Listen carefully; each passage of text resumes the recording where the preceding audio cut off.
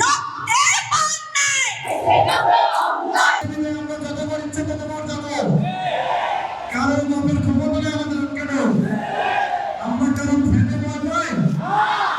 আসলে কি ভয় পাই আমরা? আজকে আমরা যারা ছেলেরা আছি আমি তাদেরকে আবার অনুরোধ করবো, এখনো যারা আসে নাই বারাসের দালালেরা আমাকে বাস্তবায়নকে পেশ সব যদি হয়তো তাহলে ভয় পাইতো না। সব মানুষের সবসময় সকল পরিবেশ সব সামনে থেকে লিড করার চেষ্টা করে। বাড়াছে দালালেরা, বাড়াছে দালালেরা, শিক্ষা না ব্যবসা, শিক্ষা না ব্যবসা, বাড়াছে দালালেরা,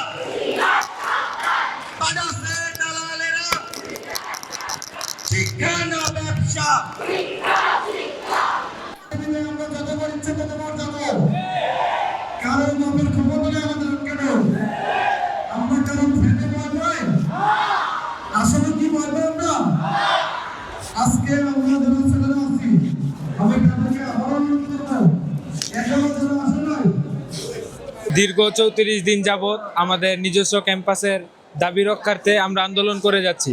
তারা আমাদের বারবার প্রত্যাশিত দিয়েছে, আশা দিয়েছে যে তারা আমাদের নির্দিষ্ট ক্যাম্পাস দিবে, কিন্তু এখনো পর্যন্ত তাদের প্রতারণার কারণে আমরা আমাদের ক্যাম্পাস পাইনি। যার কারণে আমরা দীর্ঘ 34 দিন অপেক্ষা করেছি। মানে আমরা কোনো ধরনের বিশৃঙ্খলা সৃষ্টি করিনি, আমরা আমাদের ক্যাম্পাস দাবির ক্ষেত্রে লড়াই সংগ্রাম করে গেছি, ভার্সিটিতেই করে গেছি, কিন্তু এখনো তারা আমাদের কোনো কথা শুনছে না। শেষ পর্যন্ত আমরা আজকে টেকনিক্যাল মোড় ব্লক করতে বাধ্য হয়েছি। ইভেন আমাদেরকে এখন 1 ঘন্টা সময় দেওয়া হয়েছে, যদি 1 ঘন্টার ভিতরে আমাদের দাবি মানা না হয় আমরা পুনরায় টেকনিক্যাল ব্লক করব।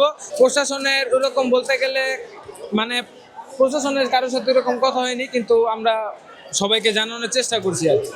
আমাদের আন্দোলনের কারণ হচ্ছে আমরা যখন এখানে সবাই ভর্তি হয়েছি তখন আমাদেরকে জানানো হয়েছে যে এটা হচ্ছে আমাদের পার্মানেন্ট ক্যাম্পাস। আমাদের যে লিফটের মধ্যে আমাদেরকে দেওয়া হয়েছিল এটা আমাদেরকে পার্মানেন্ট ক্যাম্পাস। গত 12 বছর থেকে 14 বছর যাবত ইউনিভার্সিটিটা চলতেছে, সবাইকে সেম তারা চলচ্চিত্রতা করে এরকম আমাদেরকে তারা আশা দিছে যে এটা আমাদের পার্মানেন্ট ক্যাম্পাস। গত কিছুদিন আগে সংবাদ মাধ্যমে একটা সংবাদ প্রকাশ হয় যে রেড তালিকাভুক্ত কিছু ইউনিভার্সিটি আছে যাদের হচ্ছে পার্মানেন্ট ক্যাম্পাস নাই, সেটার মধ্যে হচ্ছে আমাদের ইউনিভার্সিটি আমরা নাম পাই। সেক্ষেত্রে আমরা অনেক কনসার্ন হই, যেহেতু আমাদের এখানে ক্যারিয়ারের কোয়েশ্চেন। তা আমরা তাদেরকে জানাই, তারা বলছে হ্যাঁ তারা হচ্ছে তারা এটার কাজ করবে, কিন্তু তারা এরকম কোনো কাজ করে নাই।